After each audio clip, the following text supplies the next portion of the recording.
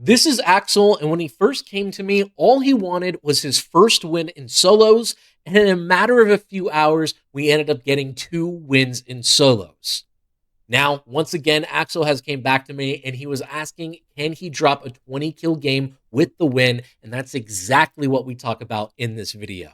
We're going to go over fundamentals, the game plan, gunfight mechanics, and we're going to hop into a game together to try and get 20 kills and a win.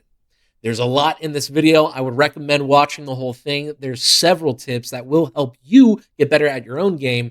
And if you're ever interested in one-on-one personal coaching, my name is Alyus. I've been a full-time Call of Duty coach for the last 5 years. You can check out my coaching in the description below. Other than that, I hope you guys enjoy this video. Please leave a like, subscribe, and comment down below if you want to see more videos like this. Other than that, let's go ahead and hop into it. Just to be clear, we want to start working towards getting 20 kill gameplays with the win, correct? Yes. Awesome.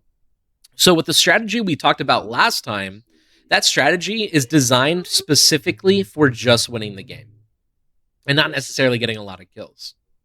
So today's strategy, we're going to talk about how to get a lot of kills, and it's a little bit more simpler than we think. And it's just understanding how do those circles work. So do you know at what circle do we get our free loadout? We know that it's sometime after the third. Gotcha. So typically what happens is at circle 2, at like the very start, you get loadout. But specifically, it's the last 15 seconds of circle 1. So when there's 15 seconds left of circle 1, that's when we get our loadout. So that's our free loadout.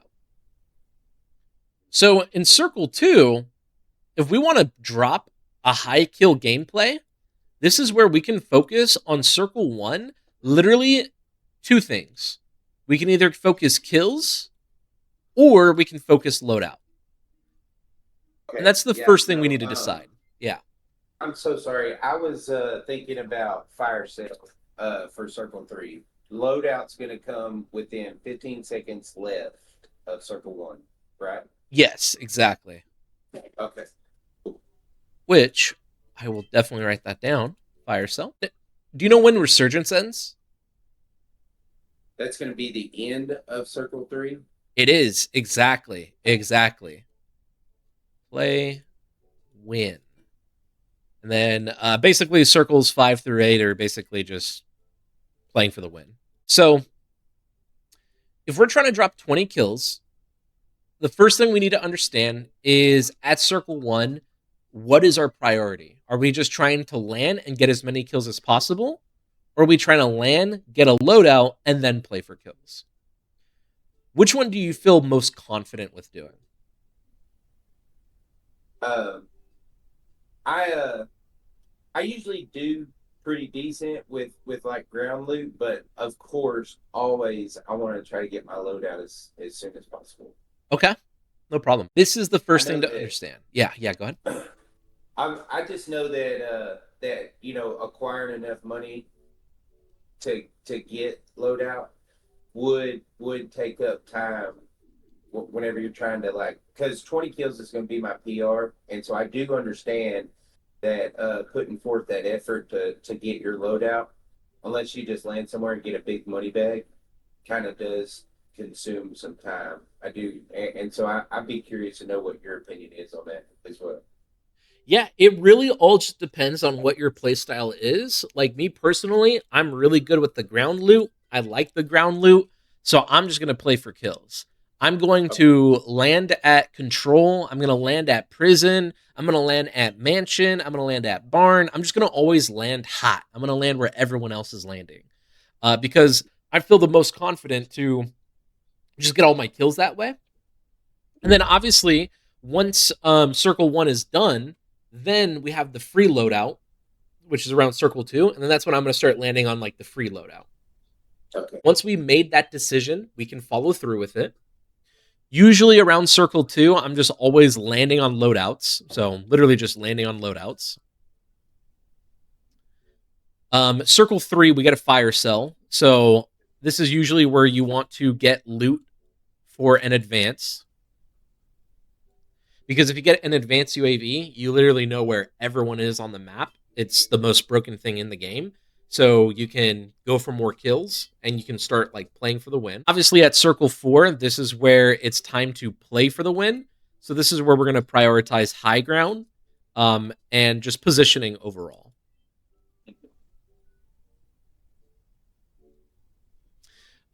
So once we, it's circle 4, there's no more resurgence. This is where we just play high ground. This is where we play positioning.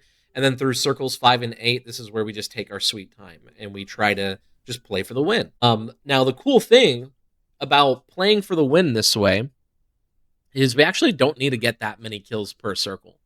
So like, let's just think about it. Circle 1, if we can just get away with 4 kills, I would say that's a good place to be.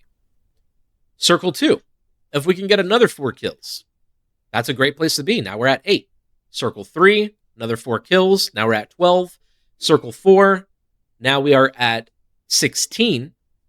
And then this is where resurgence is over. So now if we just play for the win, let's say we get 1 kill in circle 5, 1 kill in circle 6, and then 1 kill in circle 7, and then 1 kill in circle 8. That's a 20 kill game right there. So we don't need to like lock in and sit there and think we need to get 20 kills by circle 1 and 2. We actually don't. We can just get 4 kills with circle 1, 2, 3, 4, and then eventually in the final circles, like we're gonna have to get kills. Like we're gonna, have to fight someone. Let's talk about mechanics now. So this is from our last session, and I just want to break down all of the different mechanics I'm doing right here. So the first thing I do is I see the enemy on top of this blue train. And when I see this enemy on top of the blue train, I break the line of sight. So I get behind cover. And now I'm centering like a hacker. And this is what we talked about in our last session.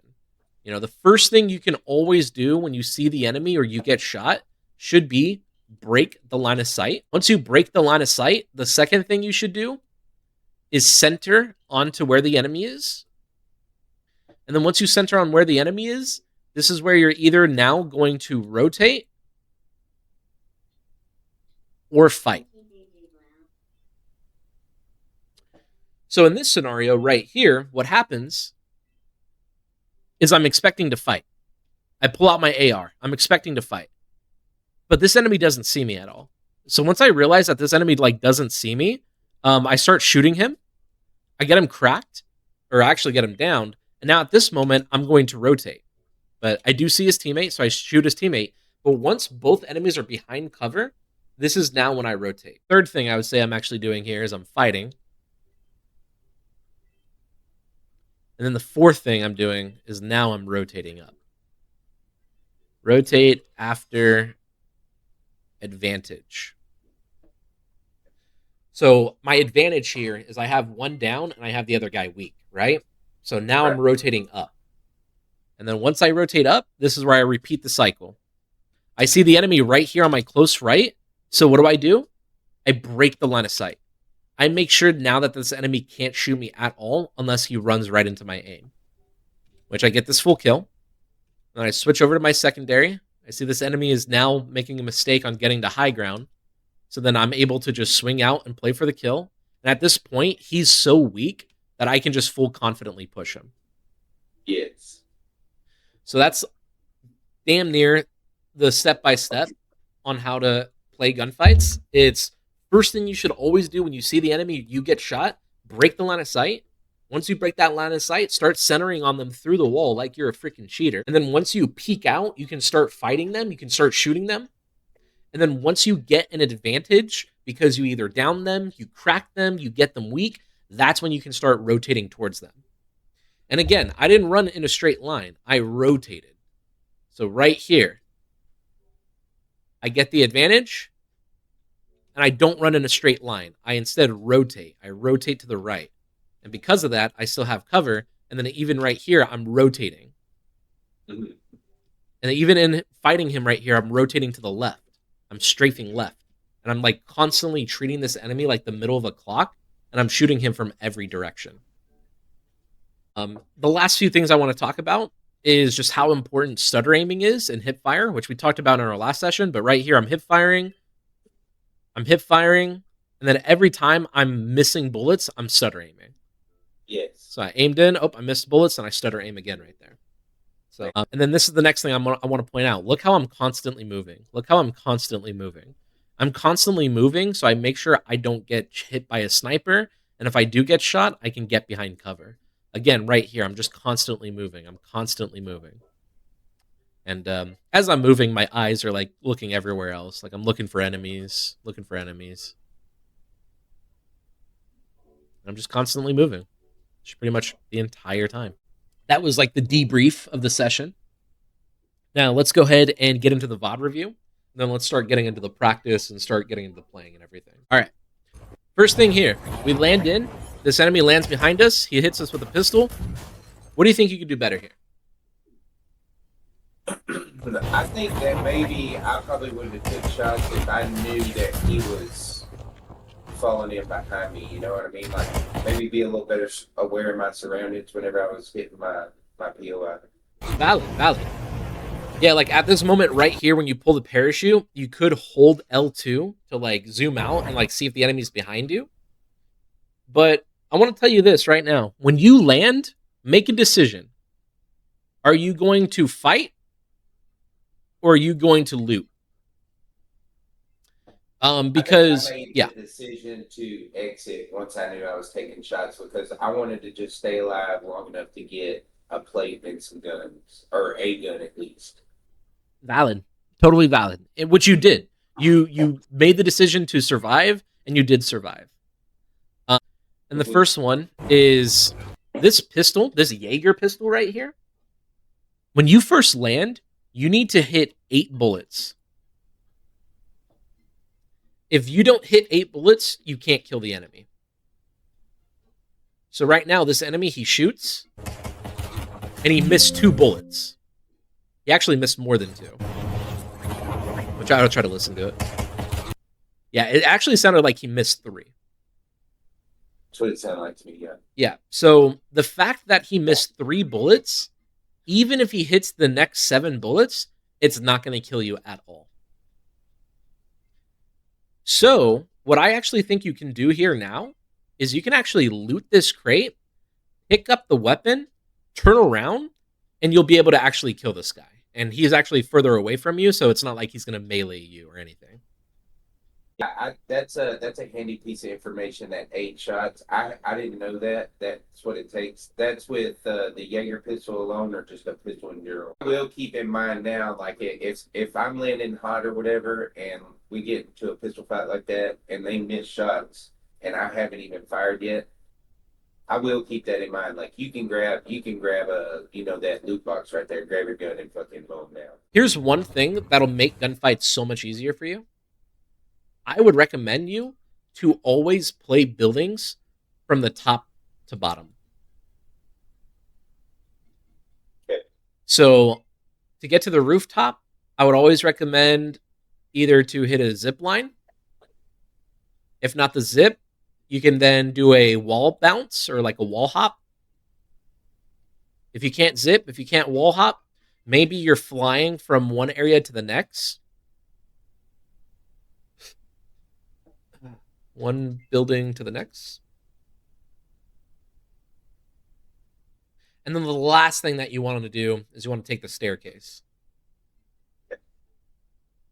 But still, if no one's in the staircase and you can take the staircase and get to the roof, always do it.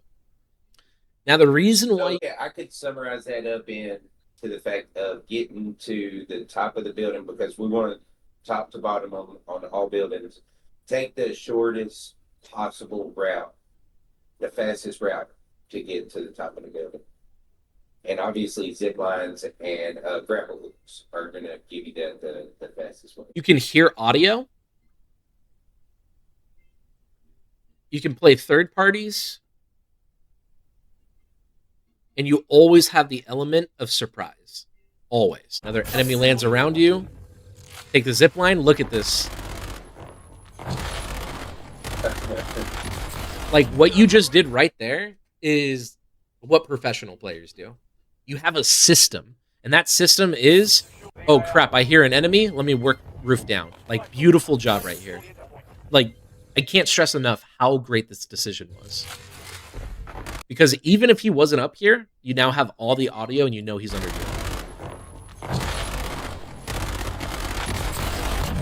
Awesome. I aimed out, named back in right there. That was like, I noticed that myself. I was like, oh shit, get off and get back on. Oh yeah, I think in the middle of that, I was like, hey, remember your stutter aim so you can complete this kill.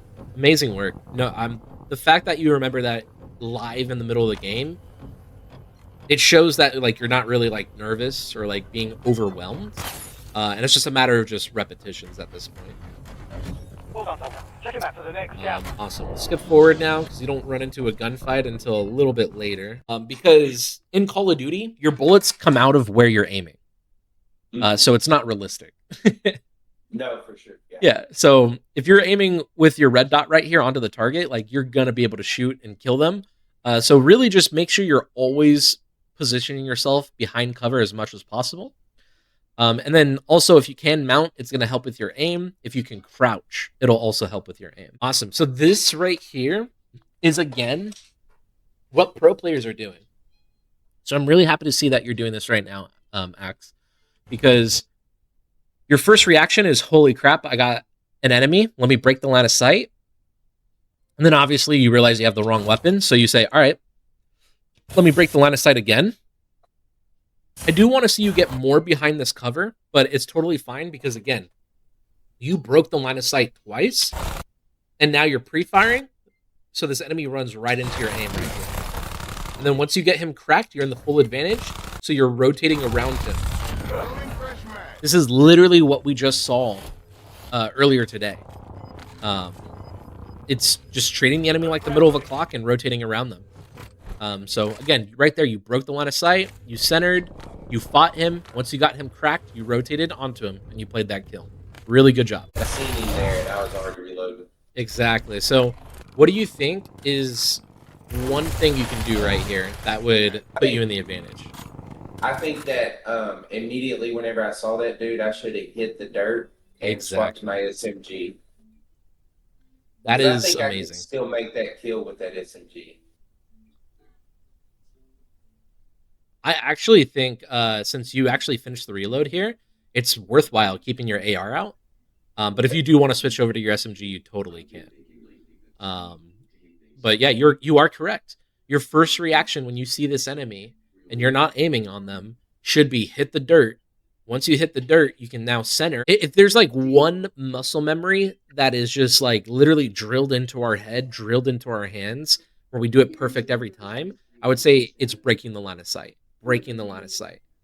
Yeah, breaking LOS as your first reaction in every gunfight and even during gunfights helps you survive long. In solos. Dropping 20 kills in solos is almost the same thing as dropping like 40 kills in quads. And dropping like 13 to 15 kills in solos is the same thing as dropping like 25 kills in quad. So basically what I'm trying to say is, if you just want to get a 20 kill game and a win, I'd highly, highly, highly recommend to play quads. I really like to focus on solos because these are the times where I get to completely focus on myself rather than teammates. And I want to improve myself to actually be a better teammate for my guys because, like I said, I got two other really good players that I play ranked with. And so overall, my goal here is to improve myself to help them be better because I mean we want to kick some ass and ranked. Awesome. So I'm writing this down right now. Honestly, I would recommend you to play quads with random teammates and just still treat it like solos. Okay. Your three teammates are just punching bags. They're just respawn tokens. Like, that's all they're there for.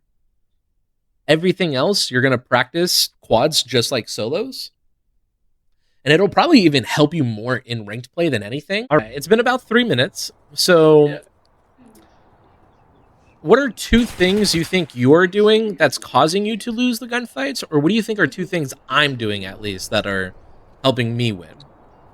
I definitely think that you're anticipating and showing a lot better centering, Mm-hmm. and I think that's exactly what I'm not doing is because I am watching you on the mini map, but I'm not anticipating right here and centering through the wall like we talked about. I think that's something legitimately. So like if I know that you're right here, I need to already be centered through the wall. I feel like to anticipate you being right there, and I think that I wasn't doing that. That is spot on, absolutely. Because of this mini map, literally I see where you are 24/7, and this is like popping Mhm. that advanced UAV. So that's why I was saying, like, when you pop an advanced UAV, like, it is a cheat code. Like, you are a freaking cheater at that point because you know where everyone is and you know what direction they're looking in. That's why there was a few moments where, like, I looked at your arrow and your arrow was like this, and it was, facing the opposite direction. So I was like, oh, let me just full send that and like let me play to kill you. Mhm.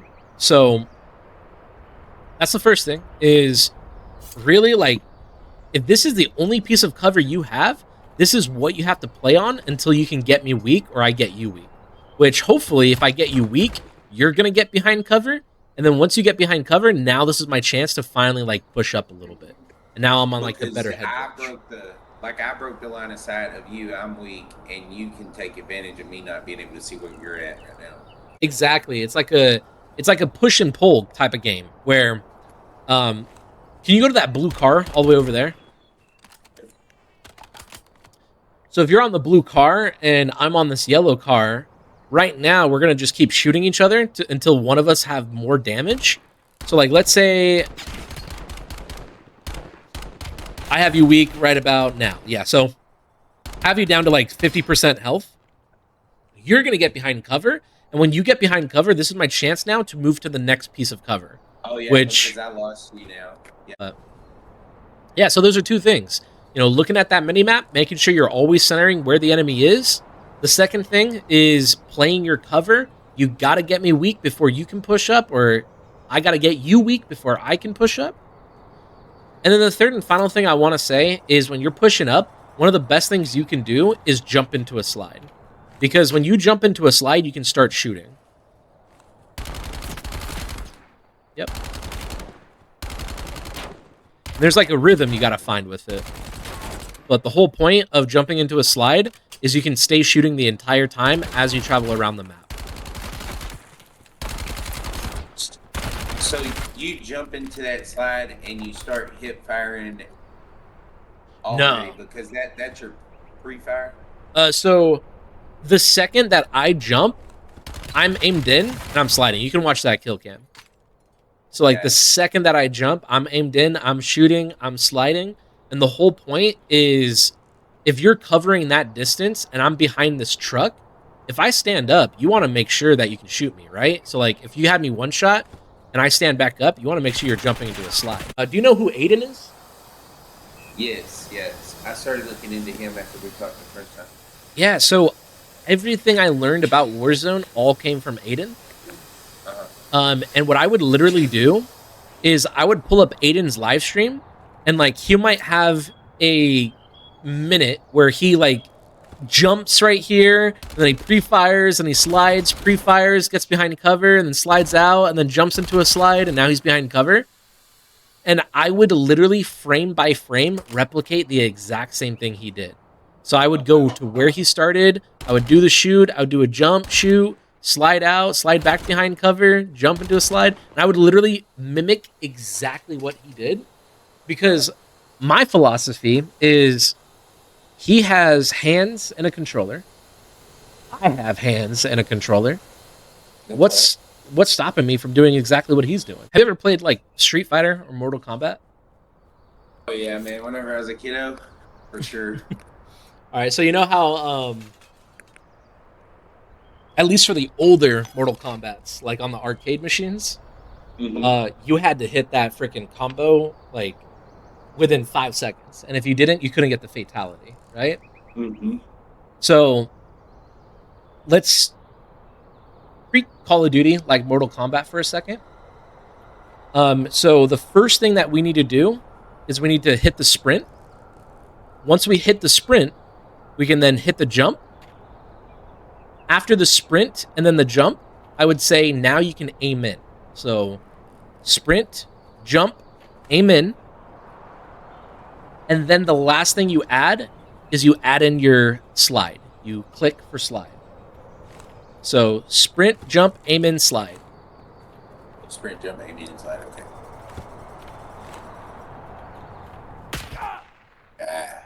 You're good. You're good. So, sprint, jump, aim in. Oh my gosh. I didn't think fast enough. There you go. I feel like it only works whenever I slide before I aim in. I don't know why. Because whenever I try to ADS right after the jump, it kills my slide. Interesting. I gotta be doing something. Wrong here. So jump, aim in, slide. Jump, aim in, slide. But I feel like if I go jump, slide, I feel like if I go jump, slide, and then aim in it afterwards, it's got to be something I'm not doing right. Because if I say sprint, jump, aim in, slide, it doesn't give me the slide. Interesting. Wait. I just did it. Like I had to do it a little faster. Yeah, there it is. I'm doing it now. Yeah, because there we go. I'm actually doing it. I wasn't doing it fast enough. That's what it was. Nice. Yes, you are. You are doing a lot. And again, like I would literally pull out my notebook, I would pull up Aiden, and then I would go frame by frame, and I would write down, all right, he clicks in jump. All right, now he clicks in sprint. All right, now he clicks in shoot. Okay, now he clicks in aim. Now he out aims. And I would literally write down step by step everything he's doing. That was really good, by the way. That was really good right there. And I would just write down everything that he's doing. And then I would literally spend 3 hours straight of just replicating that over and over and over again. And I would say it took me about 3 days to like get comfortable. And then it took me about 3 weeks to finally like be confident. And then after 3 months, I wasn't even like thinking about it anymore. It was just, this is just me. Wow. So 3 days, you felt like you was really feeling comfortable with it, and then how long till you felt like it was second nature? Second nature, probably like 3 months. Because there was times where like, 2 months after practicing this, like I would get into like a 1v4 against like 4 enemies, and then like I would just like mess up by accident, and I would hit all the buttons, and it was because I was getting nervous, and it was because like I felt the heat, I felt the pressure, and I couldn't do it. But after about 3 months, then it was second nature. Let's land control then. Wait, control just got hit by a nuke. Let's land chemical. Chemical should be pretty hot. Okay. And we can land bottom floor over here. Okay. Because there's usually a lot of good loot over here.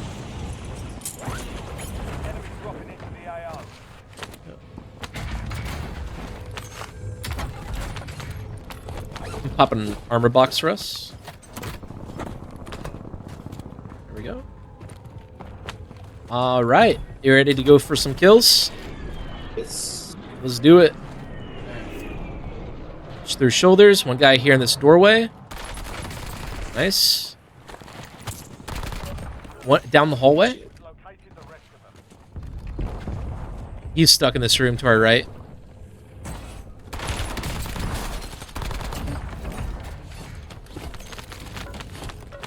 Nice. And chemical is covered. Now we should go industries here and look for more kills. All right, let's go ahead and zipline across because I don't see them at all. And now that we have high ground, I actually hear them right under me, and they're going to come to this metal staircase.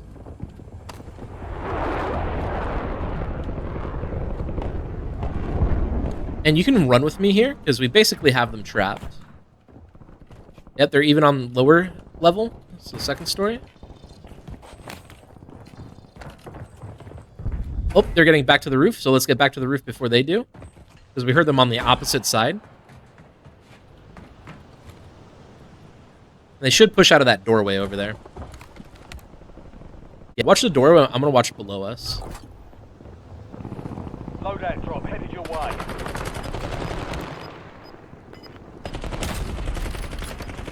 Nice, good shots. I'm gonna cut that guy off. Yes. Yeah. Yeah. So I didn't call it out fast enough, but what we did there is when you shot that guy in that stairwell, you made them have to go somewhere else, right?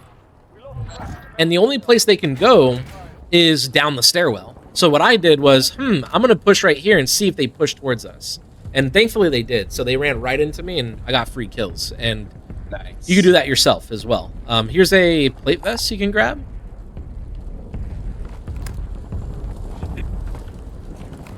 I'm actually going to grab their loot real quick because I need it. That's what I meant, how like playing quads, it's so much easier to drop 20 kills because this lobby's basically over. And then now I'm going to zip back up to the roof to help you. Yeah, I thought we got PA'd, but we're good.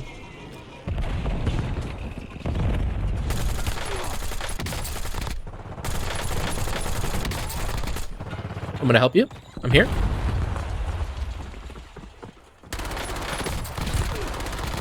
On the left. On me.